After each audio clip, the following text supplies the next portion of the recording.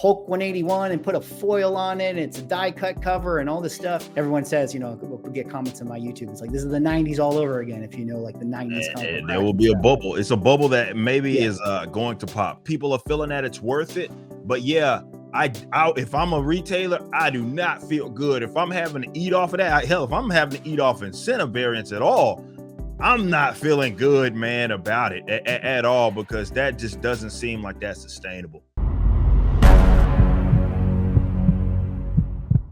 Hey guys, welcome back to another episode of Swagglecast, the video podcast series where I get to have elevated conversations with influential people in the comic book hobby. My guest today is musician, YouTuber, and now writer-publisher Eric July, who famously created the Rippaverse, whose first release of the title Isom took the comic book world over by storm, raising over $6 million between its two comic crowdfunding campaigns. This was a really interesting conversation. Eric has been pointing out the pain points of the comic book industry for quite some time. We've talked a lot about the current state of publishing, where comics might be going in the future, the problems with wokeness in the big two, and we even talked about the current state of variants and the issues that retailers face in their relationship to publishers. I really hope you guys enjoy these types of videos. I love having these types of conversations. I find them very rewarding, and I would really like to continue this as a series here on the channel. So if you guys could like, comment, or subscribe, support in any way, share this video, any of those things would be really appreciated. Thank you guys so much for watching, and with that, I give you Eric July. All right, well, I am with Eric July, young Ripper. Eric, thank you so much for hopping on the channel today. It's nice to meet you.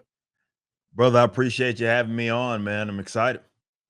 Yeah, it's very interesting. I mean, it's kind of cool, in the comic YouTube world, I feel like there's often sort of different things. Like, in my channel, we talk a lot about vintage and comic book collecting stuff. There's other channels that, will explain some of the story stuff. And then there's, I think some of your channels that kind of maybe dip into the cultural stuff and talk about, current comics and stuff. And there's a little bit of crossover, and I'm sure that my audience is familiar with you and stuff, but in case they're not, could you just kind of give everyone a little bit about, who you are and your channel and how you came to making Isom, which we're going to get into? Yeah, absolutely. I appreciate you, by the way, even giving me the opportunity to kind of explain all of that. But yeah, I'm a commentator pretty much, and through and through. I speak on whatever it is that I feel like, and I try not to speak so much on topics that, let's say, I'm disinterested in, but I give my mind, give my thoughts out there, put them out there. And I built this channel. I actually created my first YouTube video. I was 16, 17 years old when we created our first YouTube video. Right, it's been a very long time since I've been on this platform, kind of doing my thing. And the content morphed. It morphed out. Sometimes it was more music focused, right? Because I am an artist, being a front man of a band called Backwards. I used to be in Fire from the Gods, and I'm in Backwards. But doing all that stuff, and that gravitated towards the comic book stuff. Finally being able to kind of speak about that stuff, content wise. Even diving into some of the economic stuff that, and vintage stuff and all that as well, but just all aspects of the comic book industry, just generally speaking about it. And, look, a guy that's about solutions, and the creation of Isom and the Rippaverse was me looking at all the things that I've been griping about all these years for a very long time. And I said, hey, man, this is a great time for me to be a part of the solution as opposed to always griping about the problem all the time. And I started the Rippaverse, and here we are, and 2 multi-million-dollar campaigns later, kind of being legitimized by the audience is something that I probably should have did a while back. But I also think it's kind of a way of God kind of telling me, look, commentating, all that's cool. And I'm not saying that I don't appreciate the supporters and all that we've got over the years, due to people maybe finding my reviews of be it a comic book movie or a general comic book. But I think I'm put on this earth to create. I've seen the most success with anything it is that I've done by creating. So, with the success of the Rippaverse, it certainly legitimized that. And yeah, I don't get to commentate a whole lot like I used to. I kind of got to take my shots and pick my spots, but it's all worth it. I'm glad I'm able to be in a position where I can correct the content issues that I've griped about, as well as the economic problems that I have griped about as well with the comic book industry. Yeah, it's super interesting. I mean, you definitely have like the creative spirit, and knowing what I know of you, like having been successful in music and going into comics and stuff, like, obviously you've done a really good job, I think, sort of balancing sort of a business side and a creative spirit. But I want to talk about Isom a little bit and the success of it. And one of the things I think is interesting is you recently, I think, kind of put out some video talking about IDW publishing and like the diamond distribution stuff. And I think a lot of people in my side of the comic space probably understand this a lot. I get a lot of retailers watching this stuff, but I'm curious what you sort of think about, or if you could sort of kind of re-explain some of those pain points and stuff. And one of the things I want it to lead to is that, in my area of the comic hobby, we spend all the time looking at like the hot lists on like Ink Collector and Cover Price and all that stuff, sort of stuff. And I think it's interesting in the discussion of sales, which I know is I stay off of Twitter, but in the Twitter space, like I know it's like a whole thing, but I'm curious why more people don't use these hot lists as a way to kind of get a gut check of like, what is the secondary market really doing? Like, meaning like, who are the people that actually want to buy some of these books? And I thought it was interesting that when you had Isom 2's campaign, Isom 1 showed up on that list. And so there were actual people in the secondary market, going on eBay, buying that book. I know that's kind of a lot, but can you talk about some of those pain points? And absolutely. And look, I was trying to explain, I mean, I've started this content series, right? Because look, I really want to see the comic book industry thrive, the American comic book industry. I really especially want to see this thing do as good as it possibly can. And I do think there's some economic realities, some of them harsh, that we have to acknowledge if we're going to get over this hump that we need to get over here. And I started with doing this kind of more of a prequel thing, and then we did like a general overview. It was 2 videos. So the one that you're referring to, where I went over just how the actual industry kind of works, because like obviously retailers and all those guys are going to know exactly how that works, but others don't. And having these conversations that I've had with other comic book creatives, and to be fair, it's not really their job to really understand that. Their customers more so looking at, hey, I like book, or I'm interested, let's say, in book, I want to buy book. So how that book moves around isn't necessarily something they're supposed to know, but I think that it's important that they do know that. So with kind of IDW and the direction that they've been going as of late, I thought that was a great kind of segue into getting people to understand kind of the economic reality of it all, who the actual customer is of the publisher, and how that direct market setup, which most people have no idea of. And it's kind of crazy to read some of the comments on that of people, whether it be on my Twitter or Facebook or whatever, even YouTube, and seeing people be like, well, I had no idea this was how it worked. And as I was explaining, like, hey, from publisher to distributor to retailer, and who's buying from who, and how many times that it transfers hands before the person actually, the reader, let's say, gets it. It's an interesting conversation to have. And, I wanted to just put that out there because I do believe there's a lot of literal ignorance, and I'm not using that in a negative connotation. I'm more so using it in the textbook definition of people lacking knowledge on what this actually is or how it works. So I just wanted to explain the direct market and also give some realities of, look, if we're being just completely honest about this whole situation, comics haven't been even at its peak as far as the economic benefit and the economic setup for and how much money is fluctuating around it. There's people that have been able to see success in pockets, but once you start to break down this model, you can understand like maybe why this probably shouldn't have been the standard per se in the first place, as well as there were some technological advancements that should have signaled an adjustment, but it never actually did. And you had people kind of going through the motions here. So we went through all of that. It was fun to kind of have that stuff compiled in one individual video, because what we got were people that were learning about how exactly the industry were able to work, and then or was working, and then we can kind of explain kind of my perspective, definitely entering into the publisher game and the role that and the insight, because I think there's a lot of like just complete kind of operate in the shadows. People don't really understand kind of how it actually operates, and I think that was the way that we were able to kind of do that, and I was able to just give people insight on that. Right.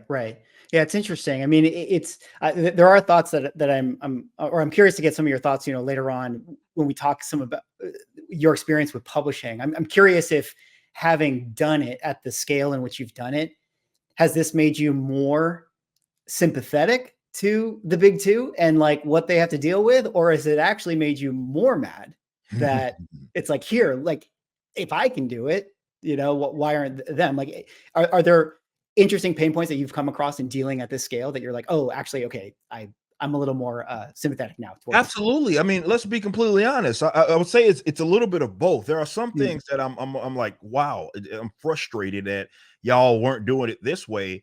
On the other hand, it's a little different, right? It's like, you know, you look at the price point it is, just as a prime example. I was breaking this stuff down in a more recent video about like, okay, book is X amount of dollars. Think about how many people have to get paid off of this or are trying to get paid off of this in this current setup. And you start to realize just how thin that money is and why, you know, you look at definitely, especially creative people, and why things like the Hero Initiative exist and all. It's just, being completely honest, it's just not enough money to go around with how expensive how expensive it is to actually make a comic book, right? And most people just simply don't understand that. So sympathetic, it's less that and more understanding, because it's easy to talk. Everybody's armchair, right? And I'd be the first one to say that was who it is that I was. But then I became a publisher, and a full scale one, definitely, considering our roster now and everybody that's a part of it and all these projects that we have releasing in 2024,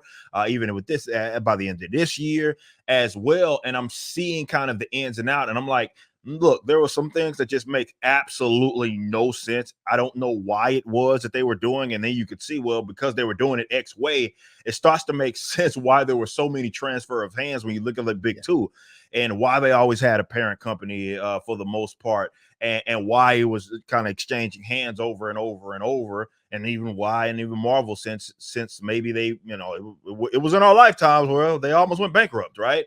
That was not that long ago, and I start to understand kind of a lot of that, and it's more of I don't want to say a call to action. It's just more of a harsh reality, because there's a lot of people that aspire to be in that position because of just how the technology's caught up and how people are able to be creative and do their own thing. But on the other hand, there's some people that are going to be way in over their heads, and they probably should not try to replicate the model that has been the standard for so many years, because it's just simply not going to make sense for them. Right. What has been your overall feeling, or I don't know if you've had any interactions with, like, well, now they're, you know, they're peers, right? I mean, other, you know, Marvel publishers and Yeah, editors and creatives and stuff like that. I think it's fair to say that maybe some people might think that you're polarizing with some of your views and stuff yeah. like this. But like, has it been awkward? Like, did you go to San Diego Comic-Con and get some side eye from anyone? Like, what's been your interaction, or is it like most things where it's like most people are most people and most people are cordial?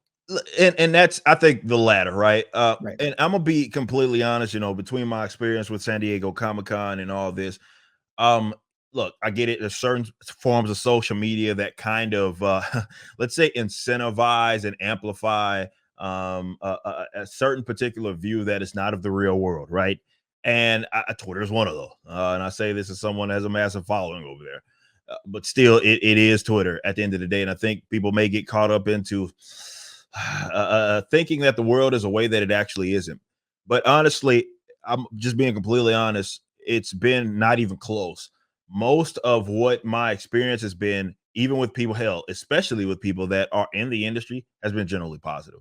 Especially with creatives that are there. I mean, we went to San Diego Comic Con. The amount of people that are artists and writers in the game, that when they saw me at Gabe's booth, were coming by, or even at the CGC booth, coming by and saying, "Hey, I'm so and so, done this, and that. I just want to, you know, congratulate you, and I want to tell you to keep going."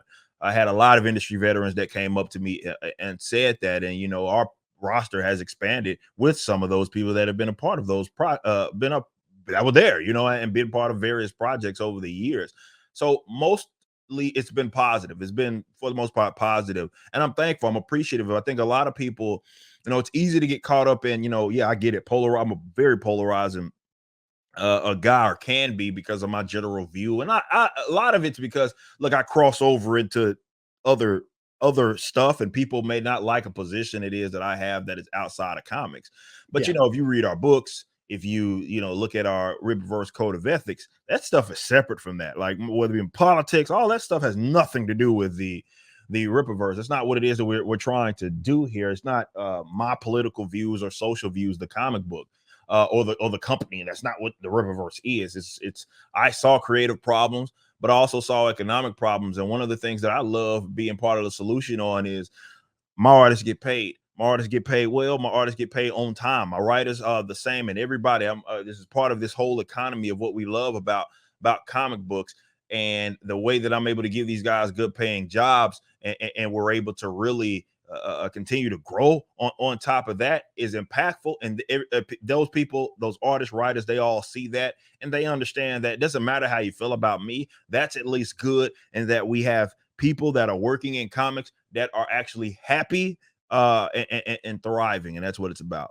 Yeah. No, it seems, from what I gather with the people that you've been working with, it seems like people have been excited to work on that project, and that's a great thing. And there's a history of, I think, independent comic people kind of going against the grain. I mean, you go back to like the Image guys, in the 90s, I'm sure that they got a lot of flack from a lot of peers in Marvel. Obviously now we're in a very, very political, polarized world and stuff. So, emotions are high a lot of the time. But I am curious, like, talking about that, and I want to lead this eventually down a road, but with Isom, you mentioned, the book is the book, the story and your sort of politics are out of it. But like, is it sort of fair to say, like, obviously, or I don't know if it's obvious, but I'm curious what you think. Is it fair to say that a lot of people are buying this in a way to support and be like a protest vote to some of what's going on in the big two? So there's like a little bit of a political slant to it, even though it's not in the story. And I guess my question for you is on the flip side of it, where if we get into like the wokeness and stuff and like, hey, we're going to come out with like a Black Superman or Robin's going to be gay now and all this sort of stuff. Like, is this just like, is this where comics just is? Like, is there just always sort of like this kind of polarizing feel, or do people need to latch on to this idea in order for you to buy into a book? Cause like, there's so much noise out there. Like, what's your general thoughts on that? Or like, what do you feel in that sense? I mean, look, people are going to, this is what I will say to that. I'll say that people are paying far more attention now to where their dollar is going than they probably have in ever. Like, let's be completely honest, ever. And it's not just with comics, it's with anything. I think that's because I don't know, maybe something happened in going into 2016 that kind of flipped the world upside down, and you saw people start to draw their line in the sand, and they figured that they had to use various art forms to get at their political or social opponents, right? And that kind of became what the field just was, right? And that was what it is. So even when you have something like the Rippaverse, which that's not what it is at all, you're still going to have people paraded around as if that's what it is, or latch on to it because they think that's what that is. But here's the thing, and I think creators have to understand that, and I think this is why you've seen so many people kind of have a decent idea fizzle out or whatever. It's not good enough, right? If you think that you're old support, or you think that you're going to get support because you have the right or wrong right politics, you're in trouble, bro. It's not good enough. And I think obviously we got legitimized with the success of Isom 2 in the way that it is. But, we've seen people come and go. I mean, even within this last window, right? Let's say if you take the last 7 years, right? Even in the creative space, come and go because it's just simply not good enough. And I do think, people are going to pay more attention to it. I don't think that it's going to be necessarily polarizing like that, but I do think that people are going to for sure acknowledge that because they've got burned in the past. You can imagine being a customer of so-and-so, and then you gave so-and-so money or contributed to a project of so-and-so, and then that person turned around and said that you were like one of the worst things in the world because you voted for the guy that they hated, right? Like, people don't want to feel that way, and I think that's just what's happening right now. And the only thing that I promised with the Rippaverse is to look, I get it. I'm an anarcho-capitalist, right? I hate the government. It's not an opinion there that is, let's say, not public. If people know my position on that. But what I promise to do is detach myself from, look, I'm an anarcho-capitalist. The next book that we're about to come out with is basically super police guys, people that are a wing of the police force that have superpowers and so forth. That's not exactly the most anarcho-capitalist theme there in terms of a character, but you see it's in the Rippaverse, because look, it's detached. That's not what it is that I'm trying to give people here. I would rather give people some level of escapism, and it doesn't matter where you're at politically. There's something that you're going to be able to get from this, and it's going to be something you can build a fandom that's going to be a part of hopefully your life going into years from now. But yeah, it's just the reality of the connectivity that we now have and the growth of social media. People are going to pay more attention to who it is that they're giving money to. It doesn't mean that they feel like they have to agree with you on every and each given topic, but people aren't so itching to just give money to people that they feel hate them. That's just kind of what it is now. Right. Yeah, it's interesting that you said the thing where it's like, yeah, people can go to this sort of either side of the political aisle one time, but if you don't actually deliver on like a good story or something like that, like they're going to churn super fast. Bingo. And so I am curious, like wokeness in comic books and that sort of thing. And I want to ask you about this because I think that there's definitely some conversation to be had in that. I think we like Lost is the allegory, right? Like X-Men once upon a time used to be like the allegory for racism. And now like if Cyclops is not literally going to like anti-racist training, like it's a problem, right? So it's like it's the allegory is really lost there. But is it so much like a wokeness thing, or is this just kind of like a marketing kind of problem where going back to like getting people's attention and stuff like that, it's just like the path of least resistance, right? I mean, like making a comic book is really hard. Like making a good comic book is really hard. And if you can just get like a headline, or you can kind of come out with, even non-wokeness, like I would just put a shiny foil on a cover, and I can sell that instead. Like, why wouldn't I just do that? Like, do you think that that's really like sort of the issue? Is just like, what's the easiest thing to get people to buy something? Well, I think that it's more, I do think that people are doing this stuff for a click or two, for sure. And there's some marketing aspect to it.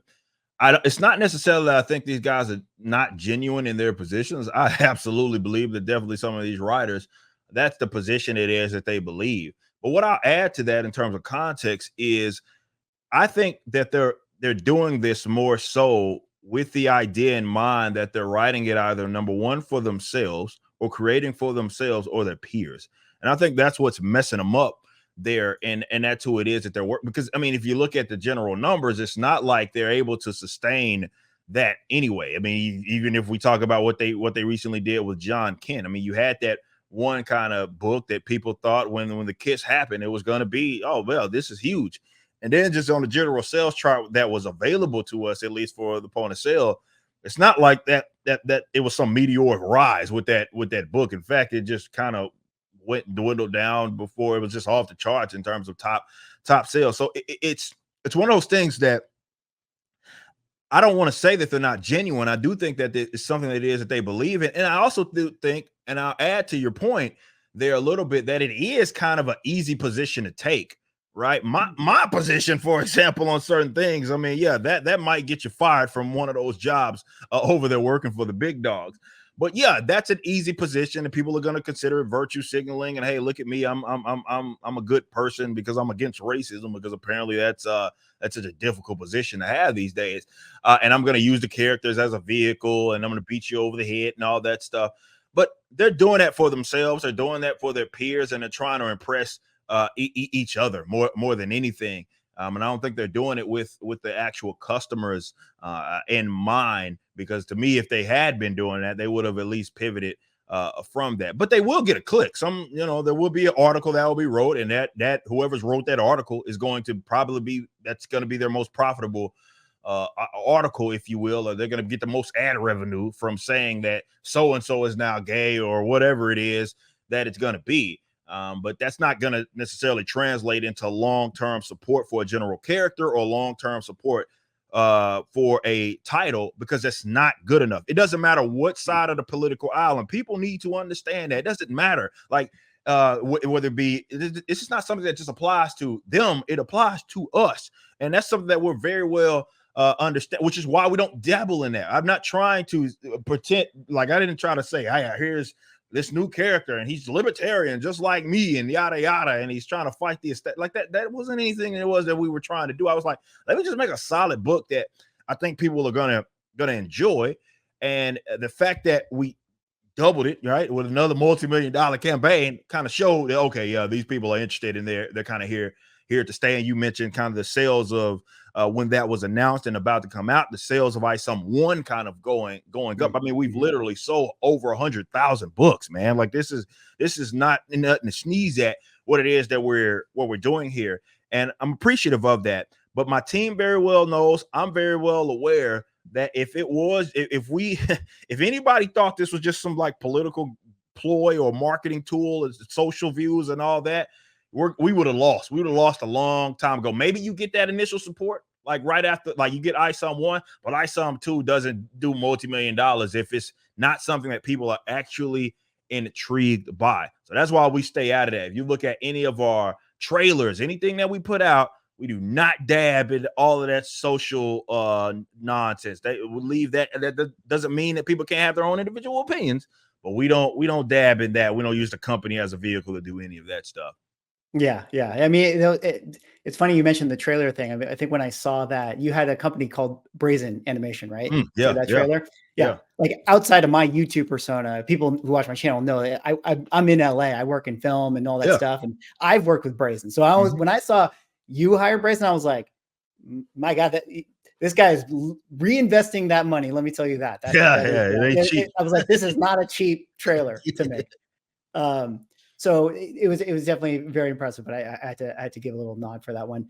I did want to ask, going to like the business side of things and some of those pain points, because I'm curious, like now with your experience, I think in my part or my viewers and stuff, that a lot of times we talk about like the variant covers and gimmicks and like, all right, let me just do another ASM 300 homage and I'll put like, Spider Boy on it and we'll put some foil on it or we'll do whatever. We have New York Comic Con coming up, and New York Comic Con, like everyone's rolling out these like retail variants and things like that. Of course. And, it is what it is, right? It's like people need to get these sales, but I'm curious because I bet from your side as a publisher, you can see that like variant covers are sort of a very important thing, right? Like that sell more, or like maybe, if you can get $25 for this issue because it's a 1 in 25 or a 1 in 100, like that goes a long way for retailers and stuff. I'm curious what you just think about like sort of that model, like the variant cover world, and like what, like, are we stuck on this treadmill? Like, is this just like the only way to keep things afloat? Like, how do we get out of this? I'm gonna be honest with you. I don't like the incentive variant thing. I'm not a fan. We don't do that here. And we kind of that doesn't mean I'm anti-variant. I like the concept of giving people options, right? And that's what we do. We do that. We give these people options, but no more than like 4, right? And that's why, and one of those being the mass print, which is the one that gets constantly reprinted. And to your point, if I wanted to make more money, like I would have 25, definitely as successful as that was, and especially if I wanted to boost the sales, we'd have 25 variants for Isom 1. That's what we would have did, but that's not what it is that we did. We gave people an option, and with Isom 2, you had the limited option. So I get it. You got a collector's aspect of it, and you want to show everybody love. So we did like the Shane Davis full variant, and it same thing applies to the retailers.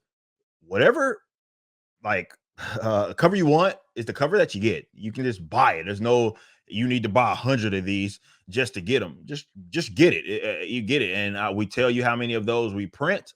And we have one that is a mass print, which means that once that's done and we start to dwindle, kind of like what we just did with Isom cover C, we move into another batch of mass print covers. So that's kind of how we approach it. There's a lot of people that vehemently disagree with me on that and the variant cover and all that stuff, but I don't like it. I feel like it's kind of almost pimping these retailers. I don't like that idea. I'm not a fan of that. And that's why we limit. I'm not anti-variant, but I'm not pro I will say that I'm not pro incentive variants. I don't like the idea of incentive variants, and we'll never go crazy with our variants. I don't see ourselves doing like hey, here's our con variant of that and all that. I'm just not going to do that. I'll say, hey, here's a couple, a few options. Here's our mass print option, and let's move on to the next book. And yeah, I may be missing out on sales, but I feel like we can bake that into like maybe the model of how much our books cost, to try to make it as competitive and be as profitable as we realistically can. But we got to have some cutoff point. And I think, yeah, making maybe $3.7 million on a campaign, I think that's fine. I think I'm okay with that number. I don't have to try to squeeze out more from people, just try to get a bunch of new variants and stuff. I don't. Yeah, for sure.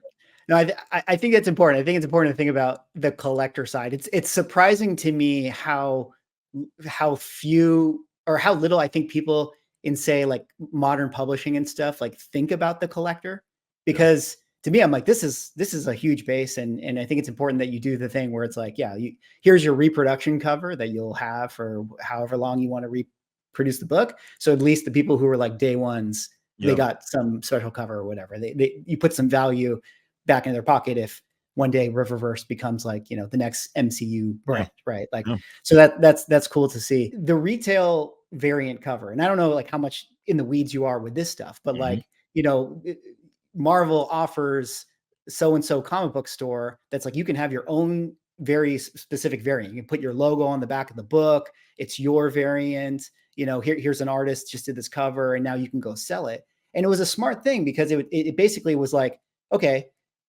you as a comic book store, instead of you needing to like sell your customers on like some story that you're not invested in, or maybe sell your customers on, or you have to be a reader, right? So you got to know, hey, here's what's happening in Ghost Rider. You should pick up this run because it's really, really great. Now you just have like your book that's like, it's your book. It's got your logo on it. And that's the thing that you can now sell to your people. So here is like kind of what you were talking about now, where these publishing companies' customers is really the retail stores, right? And that's really this model. And now we're kind of in this weird place where you have so many retailers, online retailers or real comic book stores and stuff, who've adopted this model, and it's become a big part of their business. And now they kind of live and die by this. Yeah. And you have a lot of people in the secondary market, like, putting out retail books. And this is where like we have like, all right, we got to reprint Hulk 181 and put a foil on it, and it's a die cut cover and all this stuff. And I just wonder if this is like, everyone says, we'll get comments on my YouTube, it's like, this is the 90s all over again. If like the 90s comic, there will be a bubble. It's a bubble that maybe is going to pop. And that's, look, man, I think I'm a businessman. Let's just say that. And I think we have to be honest with ourselves. This is not sustainable. And it never really was, to be fair. But what role I can't explain with this newer setup, whatever it's going to look like. I have no idea. Once the economics start to catch up with everything, and there will probably be a time where retailers even start to say, look, man, we're the hamster on this wheel, man, and we're not really getting anywhere with this. And they start to pivot. I don't know what the industry is going to look like. I'm gonna be completely honest. I have no idea what the industry is going to look like once that happens. But I do believe it is an inevitable thing. Look, I'm a guy that grew up in going to comic book shops, and as a very much, especially as an adult, even that was a very important, that is a very important part of my life, right? I used to go to comic book shop Wednesday, I literally spent hundreds of dollars a week getting this stuff and all that. I don't know what the model is going to look like going into the future, and how the retailers factor into that. Now, because we sell to retailers and we give them a retail rate, and it's very, very, very, very friendly. I mean, I've had many.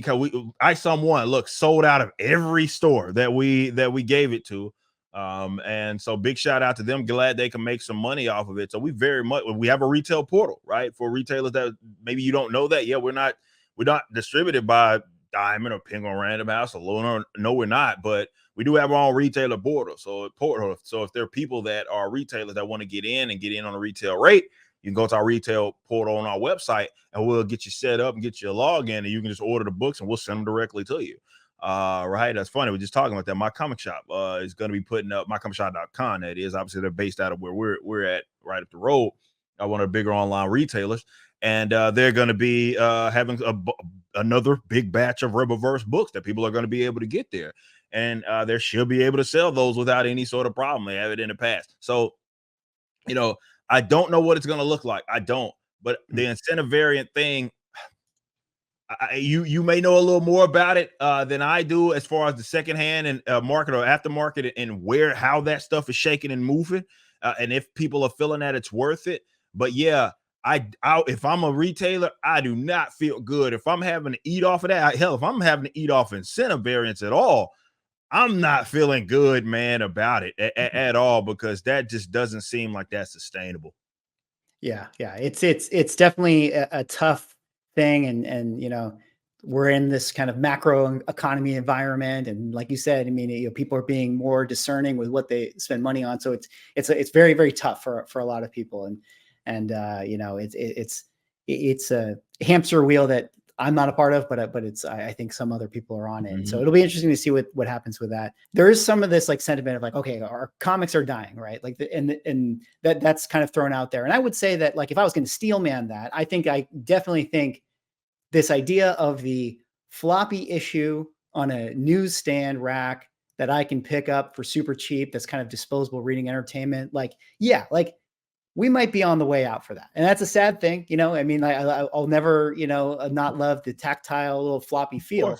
But clearly there's still interesting comic books. And you guys, when you did Isom, you did like a larger trade format. That's more of like a trade paperback. And there's probably some, I don't know what the numbers are. We can never really actually know what the numbers are, but I assume if you ask any comic book shop, they'll tell you like, yeah, our trade paperbacks sell pretty well. And then like the floppies are like dudes in their 40s like buying that stuff, you know what I mean? And so what do you think about, I guess, the floppy and the format, and like how that, like you chose not to do that? I mean, maybe it's because you just wanted to have a little more of a premiere thing and do 90 pages and tell a bigger story, which is great for reading, but like what's your just thoughts on doing a floppy? Like did you ever want to do that, or are you just like, nah man, that doesn't make sense? It doesn't. I'm gonna just be honest. Economically, it doesn't make sense. Also, from a storytelling perspective, I just don't think that it makes sense. So, yeah, I think in the old format, I think it is kind of broken. I think it's archaic, and that's not the way of the future. Because I'm so glad that you picked up on that. Like you look at Rippaverse and how we release our books, they're massive, right? The 96 pages for Isom 1, 112 pages for Isom 2. It'll be comparable to as far as Yaira and Alpha Core, those are comparable to Isom 1 in terms of their their style and setup.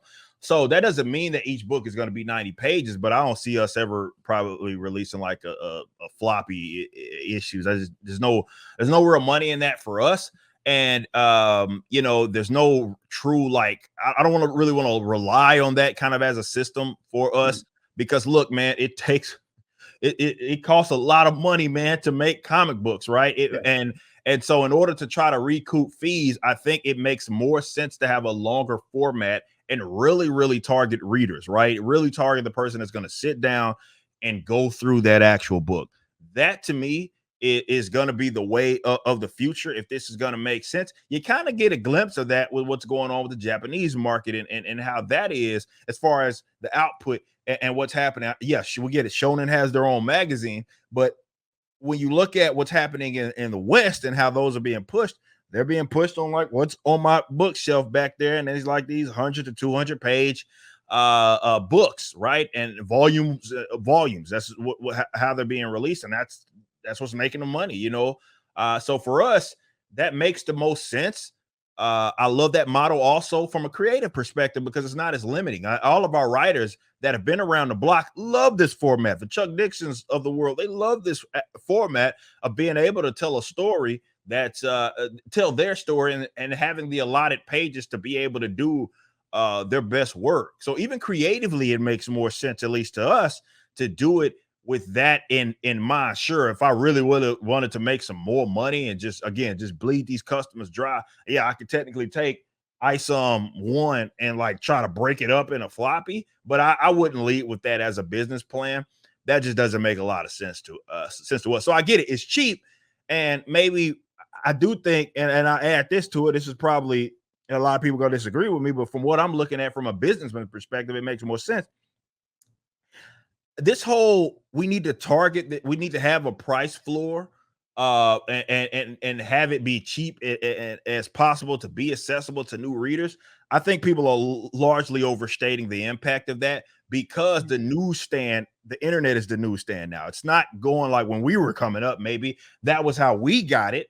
I think that's gone, and people know what books it is that they want to get, and they're learning about that information from like the internet. The internet is the new newsstand. I'm not saying that there aren't people that may go into a comic book shop and see something and may not know about it, but look, that's not the usual suspects, let's say, that are buying the comic book. That's just not the reality. It was when we were coming up, because the technology wasn't there. Now we got these bad boys. It's basically a computer, and our nose is in it the entire time. People know exactly what it is that they want to get, and they know they're able to make informed purchases. That is the way of the future, and the internet has kind of cut that like newsstand kind of format out. I just think that people are gonna have to get with it or be left behind, to be honest. Yeah, it's interesting. It's like that sort of quick disposable entertainment. That was my quick little comic book I got at, whatever, some drugstore or whatever. Well, now I just get it on YouTube Shorts. Someone giving me a recap of, an old Spider-Man issue. That's my quick little dopamine hit. So yeah, you're right. It's changed. And I think this sort of like more premier format, right? Where like people are willing to buy a product if they feel like this product has some value, some like care and effort and everything put into it, and all the little bells and whistles that go around it. Maybe that's what it should be, right? It's something that people are buying because they feel craft is really high on this and the quality is there, and also the clarity of, like you said, this is number 1 and that's number 2 and that's number 3, and it's very, very clear, how we sort of follow the story, like in manga and stuff. I am curious just to get your quick thoughts on just, sort of where we may be going. I know you can't predict the future, and we kind of talked about who knows where it goes and stuff, but obviously this kind of crowdfunded space has become really, really huge. And I don't know if you like consider yourself sort of like in the comics gate, like Ethan Van Sciver, like era of like them sort of starting this kind of crowdfunded space. But I feel like that has, obviously Kickstarter and Indiegogo and all these platforms have been huge, and people have been doing it and stuff like that. But like, is this just like where it needs to go? And you just, if you want to be a creator, you want to survive in this space, like you're going to have to build up some type of audience. You're going to have to provide some value to a market, and then have those people support you in your endeavors. And that's really where it's going to be. Cause I don't know, like, I mean, is anyone going to put in like their blood, sweat, and tears into, the 7th run of Captain America? Like, I don't know, like, I mean, it's a huge opportunity for people to make a name for themselves, but it's hard. Like, I don't know. And it's not that lucrative. But yeah, to your point, I think the crowdfunding element completely changed the game. Like, make no mistake, like that whole element of people that were that kind of looked at that as a model to make these ideas come true. You mean, you mentioned like Ethan, and he, coming from DC and doing his thing, and we've seen a lot of people in that space be able to continue to do creative work and get paid from it. Yeah, I do think that model it's introducing a lot of people. Well, let's say this: it lowered the barrier of entry as far as the economics of it all. You didn't have to commit to like a lot of money initially. You could just say, hey, this is an idea. You can have just a proof of concept, and if people like it, they'll get behind it. However, the other thing, look, I'm an honest person, man, and I do understand that model has also its own issues, as in, what happens when the guy has this is the most money that they probably have access to in their lives, right? And what happens when they spend that stuff irresponsibly? And we've seen it happen. We've seen a lot of people get burned in the crowdfunding spot with campaigns that either never came out, or campaigns that were, more so on a later half. And some people don't like that. But, that's kind of what you invest in, right? You invest in this kind of concept there. And that's why I started that series of how to make money in comics, so I can kind of make people understand that bit of it, so that they don't burn their own customers or backers or anything. If they are going to use that as a model, they can go into it with some level of expectation and not have to screw people out of a lot of money. So though it has lowered the barrier entry and just changed the game, not just with comics, right? With entertainment in general, people are able to have these other projects that they're able to get funded, so they don't have to go through some mega producer or mega corporate entity to make it happen. Like that's a big deal. And I do think that that's kind of the way of the future. We didn't necessarily crowdfund, but we took the visual of it, right? Of the idea. Like we said, hey, we're going to tell you how many people bought what of each item, right? And how much money we're bringing in terms of revenue and all this cool stuff. Because I love that. I love the transparency that crowdfunding introduced. I love that aspect of it. And so we took kind of our own like hybrid version of that where, it's not crowdfunded because we didn't need the crowd to fund it. Like the book's already done, right? Here it is. The book's Isom too, book's done. Like we don't crowd Alpha Core. The book's already done, right? We're going to put it out there. You're going to pre-order it a month and some change after it's launched. The book starts shipping. We start fulfillment because the book's already done. And really the only thing it is that we're doing is gauging for like merchandise items and stuff of how much of those we need to make sure it is that we have, so we can get those into our customers' hands. So I love that what it did. And some people aren't going to like that, right? Definitely if you were so used to that traditional model. And I'm not so far as to say it's the way of the future, but I do think a version of that will for sure be very vital in the creative in the creative space. So either you're going to have to get with a Rippaverse, for example, or if you aren't trying to do that, you're going to need to like kind of go that route of the crowdfunding, but you need to know what comes with that. And it's a lot of economic reality and harsh ones, because I say it all the time. Creators get mad at me when I say it, but it's true. The easy part is the creative part. When you're talking like being your own publisher or creatively owned thing that people want to do, and where you're handling the fulfillment and everything, being like the creative stuff, that's the easy part. The work starts to get done when now it's time to deliver and get that product in the hands of the customer. That's when the real work starts. I can 100% agree with that. I've done Kickstarters myself, not at quite the Rippaverse level, but 100%. It was like just fulfilling it and getting the business side taken care of was like the majority of the work. Yep. And then being worried about whether people not were going to like it. That was like the last thing I thought of. And absolutely, finally, it was like the most fun part, at the end of it. But do you think everyone can do it though? I think you've spoken a lot about like, I think you have a very independent sort of entrepreneurial spirit. So I think you're built for it in a way. Like, can everyone do it? Does everyone have that in them? I think that maybe that's the hard part, right? Because I feel like, comic artists and stuff, they're a little bit more like, I would draw in my room and be a little more private. That's like the stereotype, right? So it's like, are they just going to have to, get out there and start learning how to sell and stuff? It's not for everybody. It simply is not. It's not. That's the reality. I know nobody wants to hear that. It's not for everybody. Being at that level and doing that much work people aren't built for that, right? I love Chuck Dixon. Oh man, just even as a mentor, but he'll be the first to tell you. Said this on my channel a bunch of times, and he said it publicly. He's like, I cannot do what Eric July does, right? From a business perspective, I can't do it, right? I like to just write and do my thing. Yeah. But what it is that he's doing and how much work and that having that type of that's just not for him. And it's not going to be for everybody else. So that's the one thing that I get. Look, because the barrier of entry has been lowered, a lot of people want to enter into that new space of like crowdfunding, right? For example, because they look at it like, well, now I can do it. Now I don't have to go through all these guys to be seen and get my artwork seen and everything. And I get it, but understand that it comes with a lot of work, and understand that a lot of y'all ain't built for that, right? A lot of y'all not built for those types of hours. Look, man, I'll be the first to tell you, man, Isom 1, Isom 2, man, these are fulfillment. That's 12-hour work days, bro. Like that's on your feet, packing orders and stuff. Y'all not built for that, man. A lot of these people want to stay contained to your, and there's nothing wrong with that.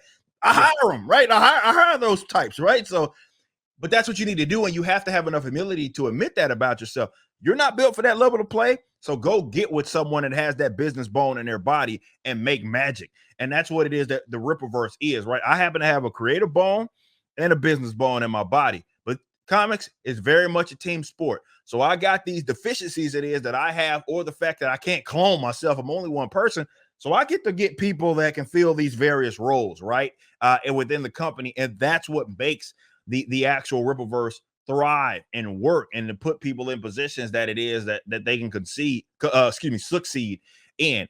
I think that's why the Rippaverse is very successful early on, because we understand that. Look, man, people might feel their way about me, but I know where I'm not as good, or I'm not as useful, right? You know, I got my own operations manager that does all the handles the actual warehouse and the shipping side. That's what he's good at. I put him in a position to make decisions that I either can't make or I don't have the time to make, one of those. And that's what that's what he does, and I entrust that. I can say that for basically every position it is that I have. And that goes all the way up and down to the creatives. And I think that's a teamwork makes a dream work. It sounds cliche, but it very much is true. Do not, as a creative, bite off more than you can chew, and understand, if you go into it being like, hey, I'm a creative, that's all that I need to be, that's all I really can be, nothing wrong with that. There's absolutely nothing wrong with that. Admit it, own up to it, and get with people that can at least help with the other stuff. Yeah, that's very, very sound advice. Last little thing I want to ask about is, with the big two and these sort of things, and all the pain points that they have, whether it be in the publishing side or the cultural side and all this stuff. Is there, in your mind, can you give me like a white pill situation here? Is there a way back from this? Like even on both sides, like all the noise on the yelling on Twitter and this, like, do you think there will ever be a place where we get back and we say, you know what, all things are good and comic books are good, and they want to make good product for people and tell good stories and people enjoy it? Like, what do you think about that? Like, are we ever going to get back to that? Is that possible? I do believe that's very much a possible thing. I just think that the industry is going to look fundamentally different once we get there. It's just not going to look, maybe there's not a big anything, you know what I mean? And maybe as far as the money floating around, we're not going to have multi-billion-dollar companies that are going to be the ones that are the primary driver of comics. Maybe it is going to be a little more niche, and maybe instead of a couple, instead of having a big two, maybe you have a big 20, and none of those guys are like multi-billion-dollar companies. And to that I say, so what? What's the problem? Look, I've said a million times, even if the Rippaverse didn't have a spot on the other side of this kind of new, more decentralized form of media, it's still preferable, right? But I do think that that's going to have to be what happens if this industry is to thrive. And look no further than the Rippaverse. That was an example of that. Like, as people were seeing a decline, as people were saying, well, you can't really make money in comics and all that good stuff, we popped up, and we've already within a year's time done a lot of good stuff. We produced our first, you mentioned animation. Now we're building our own kind of internal animation team. Don't get me wrong, I love what Brez and all those guys did. We're still in contact, and we're still going to continue to work with them when we're able to do that. But like, we're already building our internal stuff to make that a wing of what it is that we can do. And it's showing you that it very much is possible. It's just going to look a little different, right? And maybe it's not going to be just an IP farm. People aren't going to be able to act as that. Maybe you're not going to have lost leaders. Maybe you're not going to have people just producing content for the sake of producing content. It's going to look a little different. And to that I say, so what? So what? Who the customers don't lose there. The only people lose maybe are the mega corporate entities that aren't able to basically have a stranglehold on the entire game. But as far as the customers, as far as the culture of comics, not saying on left, right, social. No, I'm just saying like comics thriving as an industry, and people feeling good about the stories and us prioritizing that overall. I feel like we're going to get back to that at some point, but it's going to look a lot different. And I'm not saying this as a white pill. I'm saying this as a black pill, excuse me. I'm saying this as a harsh reality. That may mean that there's a lot of people that have a spot right now that don't have a spot on the other side of that, but at least the industry will be thriving. Yeah. Well, very, very well said. Eric, I know that you're a busy man and you got a lot of things to do. I've taken up a bunch of your time already. I want to say thanks again for joining me. And just in case people don't know where to find you, maybe you could just leave the people with the best way to keep up with you and everything going on with Isom. I appreciate that. I'm Eric D. July on all forms of social media. Young Ripper 59, as people know me, has been my channel name since the 2000s. So I appreciate everybody that supported over there. But really, if you can go anywhere else, Rippaverse.com. You can get Isom 1. You can get Isom 2. You can get riled up for Alpha Core #1 with Chuck Dixon writing that, as well as Yaira #1 that's coming in the winter with the great Jen and Sylvia Saska. We also have announced a Gooding book that will be wrote by Mike Barron, the great Mike Barron. So we're doing a lot here over here at the Rippaverse. So go to Rippaverse.com and just get caught up. And by the way, brother, I appreciate you big time having me. I love doing these types of conversations, or having these types of conversations, man. I'm highly appreciative. Yeah, absolutely. Well, yeah, hopefully the audience enjoyed it. Thanks again for watching. We'll have to track the secondary market values of Isom. I'm sure I'll be reporting on it once people go crazy and the book starts selling for more than other vintage comic books. And I don't know if you have any of your original art, but make sure you hang on to that, because I think you're in the Texas area. Those heritage auction They love that original stuff, art right? stuff. That stuff sells for a lot. So make sure you keep that. But Eric, thanks again for hopping on the channel, and catch you on the next one. Sounds good, brother.